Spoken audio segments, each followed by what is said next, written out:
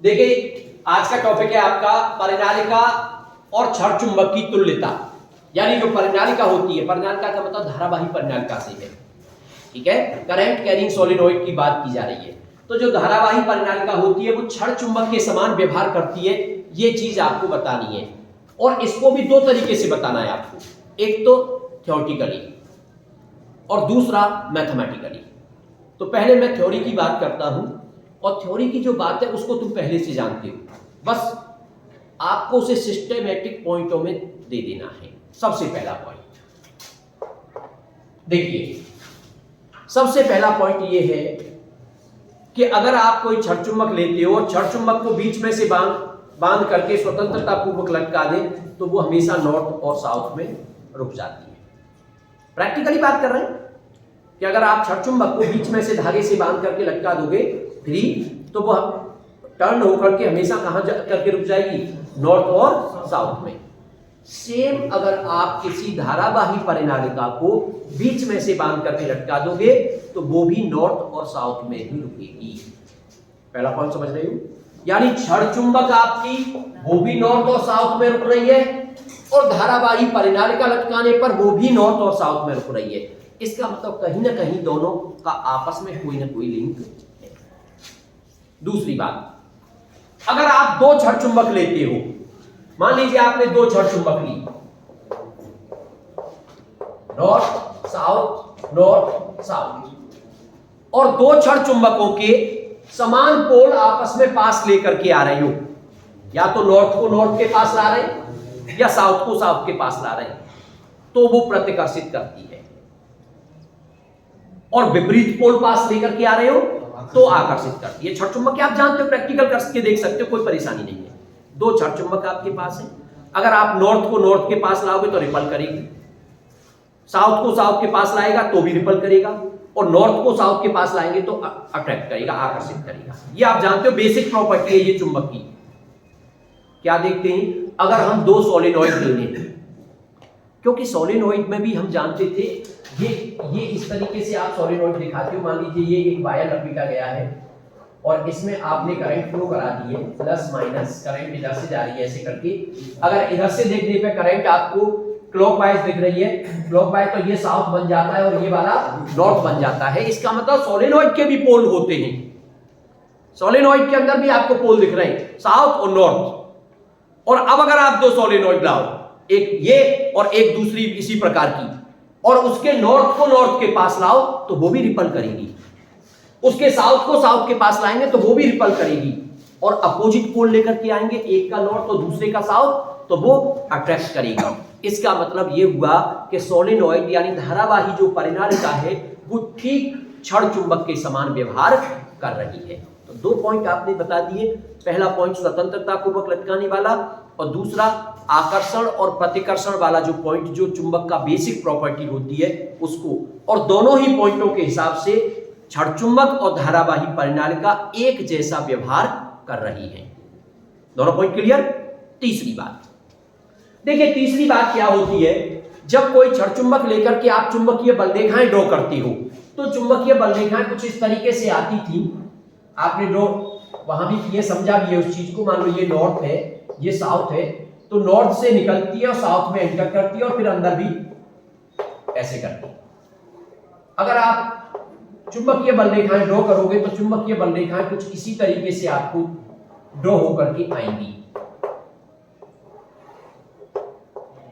और फिर कुछ एंटर करती हुई साउथ में और नॉर्थ से निकलती हुई। अगर आप चुंबकीय बल रेखाओं को जब ड्रॉ करोगे तो क्षण चुंबक की वजह से, बार मैग्नेट की वजह से इस तरीके का तुम्हें दिखेगा कि चुंबकीय बल रेखाएं कुछ इस तरीके से ड्रॉ हुई है। और सेम तरीका था परिनालिका का। जब परिनालिका के कारण हम चुंबकीय बल रेखाएं प्रदर्शित करते थे, वो उस टॉपिक में कराया भी था, तो ये साउथ बन गया, ये नॉर्थ बन गया, तो वहां भी चुंबकीय बल रेखाएं कुछ इसी तरीके से ड्रॉ होकर के आती थी।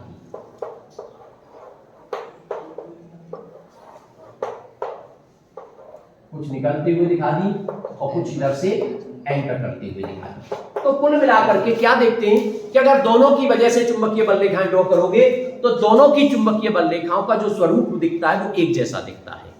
इसका मतलब इनको देखने से भी ऐसा लग रहा है कि क्षण चुंबक और परिनालिका एक समान व्यवहार कर रही है। क्लियर? और लास्ट और चौथा पॉइंट, चौथा पॉइंट क्या होता है, जैसे मान लीजिए आपने एक बार मैग्नेट ली और बार मैग्नेट को काट करके आपने उसके दो पीस बना दिए, मान लो ये साउथ था ये नॉर्थ था, तो आप उसके पोल को अलग अलग नहीं कर सकते, बल्कि अब जो दो पीस बने हैं उसमें साउथ नॉर्थ है, नॉर्थ और ये साउथ। ऐसे ही अगर आप किसी धारावाही परिनालिका को काटोगे तो उस धारावाही परिनालिका के भी जो पीस बनेंगे वो अलग अलग चुंबक की तरह व्यवहार करेंगे। वास्तव में भाई धारावाही परिनालिका जो होती है वो ये है। अब देखिए एक बात बताइए, अगर आप इसको ऐसे ऐसे काट दो तो एक लूप बनेगी, लेकिन आप तो पहले से ही जानते हो जो लूप होती है वो खुद एक चुंबक होती है, उसके अंदर भी साउथ और नॉर्थ होते हैं। और छड़ चुंबक में भी ऐसे ही हो रहा है, इसको और काट दीजिए आप ऐसे करके, फिर से वही सिचुएशन बन जाएगी। कुल मिलाकर के ये जो चौथा पॉइंट है ये भी इधर ही इंडिकेट कर रहा है कि धारावाही परिनालिका और छड़ चुंबक जो है वो समान व्यवहार करती है। तो अगर कभी 2 नंबर में क्वेश्चन आपसे पूछ लिया जाए, 1 नंबर में पूछ लिया जाए कोई भी एक रीजन बता देना, चारों पॉइंटों में से कोई एक पॉइंट लिख देना, काम चल जाएगा। 2 नंबर में पूछा जा रहा है 2 से ज्यादा पॉइंट लिख देना, काम आपका चल जाएगा। 4 पॉइंट बता दिए गए थ्योरेटिकली, चारों में से कोई भी 2 पॉइंट लिख करके भी आप आओगे, आपका काम चल जाएगा। ये तो रही बात थ्योरेटिकली। अब बात करते हैं मैथमेटिकली कि भाई हम मैथमेटिकली कैसे प्रूव करेंगे कि जो धारावाही परिनालिका होती है वो छड़ चुंबक की तरह व्यवहार करती है। उसको थोड़ा सा समझने की कोशिश करिए।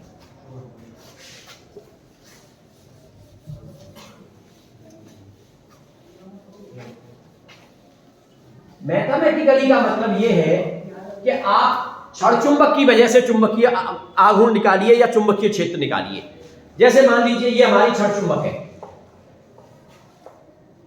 ये नॉर्थ है ये साउथ है, और नॉर्थ और साउथ को मिलाने वाली लाइन को अगर हम आगे खींचते हैं, नॉर्थ और साउथ को मिलाने वाली अगर लाइन को आप आगे खींचते तो उसको कहते हैं चुंबकीय अक्ष।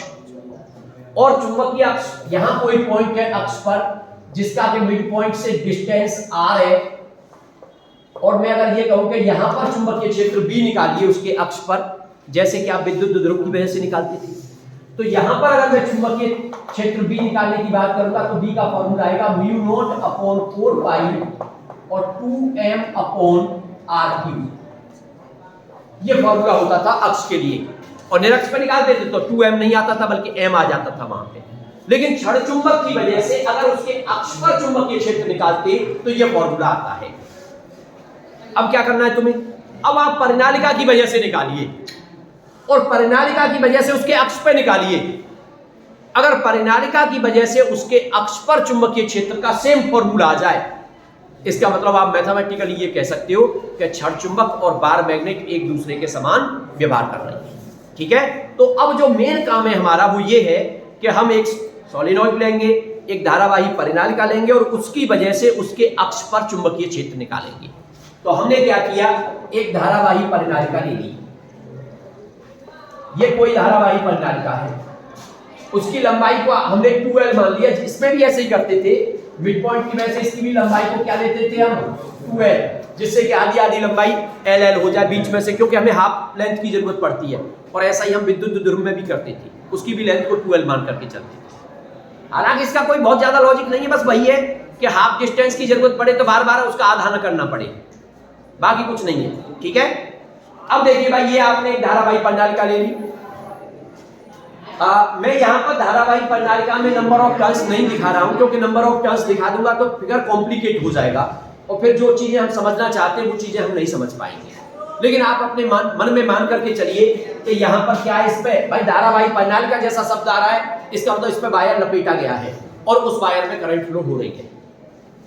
ये इसका सेंटर पॉइंट हो गया, ये इसका अक्ष हो गया,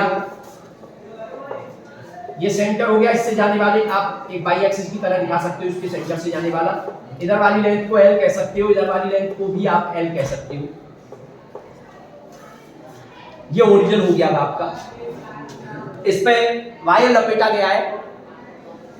वायर जो लपेटा जाता है, अगर मैं उसमें नंबर ऑफ टर्न्स की बात करूं तो हम लेकर के चलते थे n, जो लेते थे n का मतलब होता था एकांक लंबाई में फेरों की संख्या।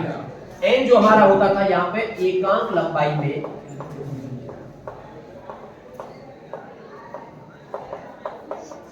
फेरों की संख्या, ये n हुआ करता था। और वास्तव में स्टूडेंट ये गलती कर जाते हैं, उसको वो टोटल नंबर ऑफ टर्न्स समझ लेते हैं, लेकिन ये चीज नहीं समझनी है। न्यूमेरिकल के लिए मैंने वहां भी जोर दिया था इस बात पे। ये दो टॉपिक ऐसे हैं, एक तो आपका थर्ड चैप्टर का वो जो टॉपिक है विद्युत धारा और अनुगमन वेग में संबंध, वहां जो n लेते हैं उसको नंबर ऑफ इलेक्ट्रॉन समझ लेते हैं। वहां भी ये है कि नंबर ऑफ इलेक्ट्रॉन्स तो है लेकिन पर यूनिट वॉल्यूम में, एकांक आयतन में इलेक्ट्रॉनों की संख्या है और यहां पर एकांक लंबाई पे फेरों की संख्या है। तो इन दोनों चीजों को थोड़ा समझना है, गलती ना हो जाए हमसे, न्यूमेरिकल में भी गलती ना हो जाए, डेरिवेशन में भी गलती ना हो जाए। अब देखिए, अब आप ऐसे मान के चलिए कि इस पे वायर लपेटा गया है और उसके अक्ष पर चुंबकीय क्षेत्र निकालना है। इसका मतलब यहां जो हमें हेल्प करेगा वो एक धारावाही जो लूप हमने ली थी, उस धारावाही लूप की वजह से अक्ष पर जो चुंबकीय क्षेत्र का फॉर्मूला निकालते थे वो वाला फॉर्मूला हमें हेल्प करेगा। तो अब उसको भी एक बार लिख लेते हैं। ये कोई धारावाही लूप है और ये उसका अक्ष है। मान लीजिए इस लूप की त्रिज्या को आप a मान करके चल रहे हो और अक्ष पर x दूरी पर इस पॉइंट पर आप चुंबकीय क्षेत्र b निकालना चाहते हो। अगर इसमें फेरों की संख्या कैपिटल N है तो b mu naught n I a square, I is the current in the coil, upon 2 a square plus x square की पावर 3/2। अगर आपको ध्यान आ गया होगा तो ये वाला फॉर्मूला होता है किसी भी धारावाही लूप की वजह से चुंबकीय क्षेत्र का, उसके अक्ष पर किसी बिंदु पर। तो वास्तव में यहां भी तो धारावाही लूप है, बहुत सारी लूप बनी हुई है इसमें धारावाही लूप। अब मान लीजिए आप यहां पर कोई पॉइंट है आपका, इस पॉइंट P पर आप चुंबकीय क्षेत्र B निकालना चाहते हो, लेकिन चूंकि धारावाही लूप बहुत सारी है, यहां भी है, यहां भी है, यहां भी है, इसलिए एक साथ नहीं निकाला जा सकता, बल्कि एक अल्पांश लेना पड़ेगा और पहले उस अल्पांश की वजह से चुंबकीय क्षेत्र निकालना पड़ेगा और बाद में इंटीग्रल करके तब टोटल चुंबकीय क्षेत्र निकल करके आएगा। तो हमने क्या किया, इस पर एक अल्पांश ले लिया, ये आपने एक अल्पांश ले लिया और इसकी जो थिकनेस है उसको मान लिया dx, इसकी थिकनेस को dx मान लिया और साथ ही साथ ये मान लिया कि इसका जो सेंटर है ये वास्तव में जो अल्पांश लिया है ना, ये क्या है, ये एक रिंग है, एक रिंग टाइप का अल्पांश लिया है आपने ऐसे करके, लेकिन उस रिंग की जो थिकनेस है वो dx है और इस रिंग की इस सेंटर से जो डिस्टेंस है उसको आपने x माना है और O से लेके यहां P तक की जो डिस्टेंस है उसको कुछ और मान लीजिए, r मान लीजिए आप, उसको आपने r मान लिया है कि P पॉइंट जो है वो सेंटर से, भाई मध्य बिंदु से ही तो लेते हैं, यहां पर भी मध्य बिंदु से लेते थे आप r डिस्टेंस और यहां भी आप उस डिस्टेंस को मध्य बिंदु से लेकर के चल रहे हो r। तो ये मध्य बिंदु से इसकी जो डिस्टेंस है वो r है। अब मैं ऐसे ये कहूं और साथ ही साथ हमने ये जो धारावाही लूप ली थी, मान लो इसकी रेडियस a है तो इसकी भी रेडियस कितनी हो जाएगी, a हो जाएगी और इस पे जो वायर लपेटे गए उनमें विद्युत धारा I है। अब देखिए हम इसकी वजह से यहां चुंबकीय क्षेत्र निकालना चाहते हैं तो हम कहेंगे इस अल्पांश के कारण बिंदु P पर चुंबकीय क्षेत्र, अल्पांश के कारण P पर चुंबकीय क्षेत्र। अब अल्पांश की वजह से निकालना है तो वास्तव में तुम इस अल्पांश को ऐसे समझो कि ये अल्पांश ये है, ऐसे समझो, लेकिन तुम्हें ये समझना पड़ेगा यहां तो नंबर ऑफ टर्न्स n होते हैं, इसमें नंबर ऑफ टर्न्स कितने होंगे। एक बात बताइए, इसकी लंबाई को ऐसे करके लंबाई या उसकी थिकनेस कितनी मानी आपने, dx, और dx लंबाई में कितने तार आ जाएंगे, एकांक लंबाई में कितने चक्कर है, तो dx लंबाई में कितने चक्कर हो जाएंगे, n dx। इसका मतलब आप कह सकते हो कि भाई इसके अंदर जो चक्करों की संख्या हो गई, यानी नंबर ऑफ टर्न्स जो n हो गए वो हो गए n इंटू dx। अब आप इसकी वजह से अगर यहां चुंबकीय क्षेत्र का फॉर्मूला लिखोगे तो dB का मतलब ये है क्योंकि ये अल्पांश है तो चुंबकीय क्षेत्र भी छोटा होगा, तो dB equal to mu naught n का मतलब नंबर ऑफ टर्न्स किसमें, इस अल्पांश में, और वो तुमने निकाल दिए कितने ही है, n dx। तो n dx फॉर्मूला यही है म्यू नॉट n, लेकिन n की जगह पे वहां आया n dx।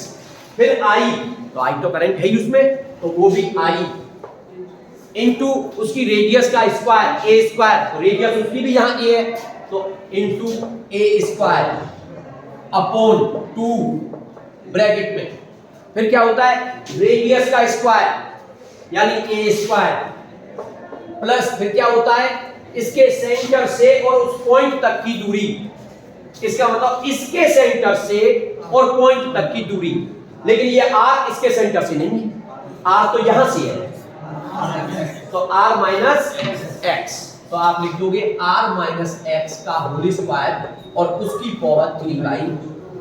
अगर आपने इस फॉर्मूले को लिख लिया, पूरे टॉपिक में सिर्फ ये फॉर्मूला लिखना बड़ी बात है, बाकी और कुछ नहीं, बाकी तो इतना आसान बन जाएगा, आप कहोगे तो थोड़ा सा काम है बस, ठीक है ना। तो केवल इसको लिखने को समझ लो, और इस लिखने में भी बस दो चीजें हैं, एक तो उसमें नंबर ऑफ टर्न्स को निकालना और दूसरा है उसके केंद्र से दूरी निकालना जो कि r माइनस एक्स हो गया है, बाकी तो कोई प्रॉब्लम है ही नहीं, ठीक है ना। चलिए आगे बढ़ते हैं। अब भाई हमने ये तो कर दिया, ठीक है, लेकिन एक चीज क्या होता है, आपने ये जो फॉर्मूला लिया था, थोड़ा इस फॉर्मूले पर ध्यान दीजिए, आपने ये जो फॉर्मूला लिया था कब लिया था, आपने ये फॉर्मूला तब लिया जब आप कहते हो r is very very greater than l। भाई ये जो फॉर्मूला होता है बार मैग्नेट का, ये तब होता है जब r is very very greater than l। तो यहां भी हम यही मान के चल रहे हैं कि ये r जो है ये बहुत दूर है, r x और a के कंपैरिजन में बहुत बड़ा है, यानी आप मान सकते हो if r is very very greater than x and r is very very greater than a, तो जब r हमारा x और a दोनों से बड़ा होगा तो r के कंपैरिजन में मैं x को भी निग्लिजिबल कर सकता हूं और a को भी निग्लिजिबल कर सकता हूं, लेकिन एक बात ध्यान रखना, कंपैरिजन में करते ही, कंपैरिजन का मतलब होता है प्लस और माइनस करके अगर कोई चीज है तो छोड़ा जा सकता है, और अगर वो है नहीं इनटू में है तो आप उसको नहीं छोड़ सकते।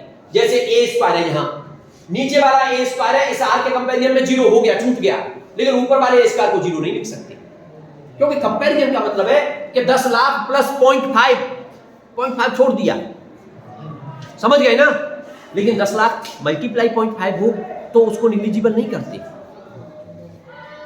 समझ रहे हो ना। यानी कोई चीज जब निग्लिजिबल की जाती है तो वो प्लस या माइनस में की जाती है, इसलिए जब आप इसको ऐसे लेके चलोगे तो अब a स्क्वायर भी छूट जाएगा और ये x भी छूट जाएगा, तो केवल क्या बचेगा r का स्क्वायर, और r के स्क्वायर की पावर कितनी आएगी, और 2 से 2 कट जाएगा तो केवल r क्यूब, तो कुल मिला के dv इक्वल टू कितना आ जाएगा, mu naught n dx I a square upon 2r cube. बड़ा आसान बन गया, केवल यही चीज समझने की थी, अब कोई प्रॉब्लम नहीं है। अब क्या करना चाहते हो भाई, अब तो टोटल चुंबकीय क्षेत्र निकालना चाहते हैं, किसकी वजह से, पूरी सोलेनोइड की वजह से। क्या कर देंगे इसका समाकलन, जब आप इसका इंटीग्रल करोगे तो b इक्वल टू इंटीग्रल आपका ये आ जाएगा mu naught n dx I a square upon 2r cube. अब लिमिट की बात आएगी कि लिमिट कहां से कहां लोगे, तो ये एलिमेंट जो है वो आपका यहां से इधर जा सकता है और यहां से इधर जा सकता है, तो माइनस l से प्लस l, तो माइनस l से प्लस l। अब जो चीज तुम्हें कांस्टेंट लगे उसको इंटीग्रल से बाहर निकालो। अब देखिए mu naught constant, n constant, I constant, a constant, क्योंकि रेडियस थोड़ी बदल जाएगी, एलिमेंट यहां लो या यहां लो, रेडियस नहीं बदलेगी, और r भी constant, r is the distance from the centre of the solenoid, solenoid के सेंटर से डिस्टेंस है p तक की। अब एलिमेंट आप यहां ले लो, सेंटर से डिस्टेंस तो फिर भी r ही मानी जाएगी ना भाई, अगर यहां से डिस्टेंस होती तो प्रॉब्लम थी, इसलिए ये सारी चीजें कांस्टेंट, तो mu not constant, n constant, I a square constant upon में r क्यूब कांस्टेंट, इंटीग्रल बचा केवल dx, और ये माइनस का l और ये प्लस का l, और इंटीग्रल dx x होता है, आप अच्छी तरीके से जानते हो। तो b equal to mu naught n I a square upon r cube, और इंटीग्रल dx x, और लिमिट हो जाएगी minus l to plus l, x minus l plus l। अब एक बार लिमिट लगाओगे तो mu naught n I a square upon r cube देखिए एक बार अपर लिमिट लगेगी एल, माइनस बीच में, फिर लोअर लिमिट, तो माइनस माइनस प्लस, तो एल और एल क्या हो जाएगा, 2l हो जाएगा। तो अब आपका ये आ गया mu naught N I A square into 2l upon R cube. ये चीज आ गई। देखिए दो ही काम है बस इसमें, पहला काम था इस फॉर्मूले को लगाना और दूसरा काम है यहां से इसको इस फॉर्मेट में लाना, बाकी और कोई काम है ही नहीं। आप भी समझ रहे हो, इंटीग्रल भी कोई बहुत बड़ा नहीं आया है। मैथमेटिक्स वाले बच्चों के लिए तो इंटीग्रल डीएक्स का मतलब कुछ है ही नहीं, बायो वाले के लिए भी कोई दिक्कत नहीं है। इंटीग्रल डीएक्स सब जानते हैं कि भाई एक्स होता है, ठीक है ना। इंटीग्रल जब भी आता है तो डी हट जाता है, ऐसे मान लीजिए आप उसको सिंपली। अब क्या है, अब हमको इस वाले फॉर्मूले को उस फॉर्मेट में लाना है, बस ये समझना है। तो उसमें सबसे पहले क्या लिख रहा है, तो मैं म्यू नॉट अपॉन 4 पाई, तो यहां भी म्यू नॉट अपॉन 4 पाई बनाना पड़ेगा। तो चलो ढूंढते हैं भाई, म्यू नॉट तो दिख रहा है, नीचे 4 पाई नहीं दिख रहा। अब नीचे 4 पाई नहीं दिख रहा है तो हमें बनाना पड़ेगा। तो नीचे 4 पाई लेके आते हैं, तो म्यू नॉट अपॉन 4 पाई का ऊपर और नीचे क्या कर देंगे, मल्टीप्लाई कर देंगे। कोई चीज मिस तो नहीं हो रही है, एक बार चेक कर लो। कौन सा वाला, ये, हाँ तो इसको बताइए, ये 2 मिस हो रहा है, तो ये 2 आ गया, ये 2r क्यूब यहां रहेगा, ये 2 रहेगा, ये 2 रहेगा, और 2 से 2 कैसे करो या मत करो, अभी बाद में जरूरत पड़ेगी हमें, ठीक है ना। और तो कुछ नहीं है, बाकी तो सब सही है। अब देखिए, तो म्यू नॉट 4 पाई चाहिए हमें, म्यू नॉट अपॉन 4 पाई, नीचे 2 तो है, इसका मतलब 2 पाई की जरूरत और है। तो अब क्या करते हैं, ऊपर नीचे 2 पाई का मल्टीप्लाई कर देते हैं। तो हमने क्या किया, मल्टीप्लाई बाय 2 पाई और मल्टीप्लाई बाय 2 पाई, नीचे भी मल्टीप्लाई कर दिया आपने, चलो 2 पाई का। अब जब अगली लाइन में लिखूंगा, मान लीजिए यहां पे लेके चलना है थोड़ा सा ऊपर,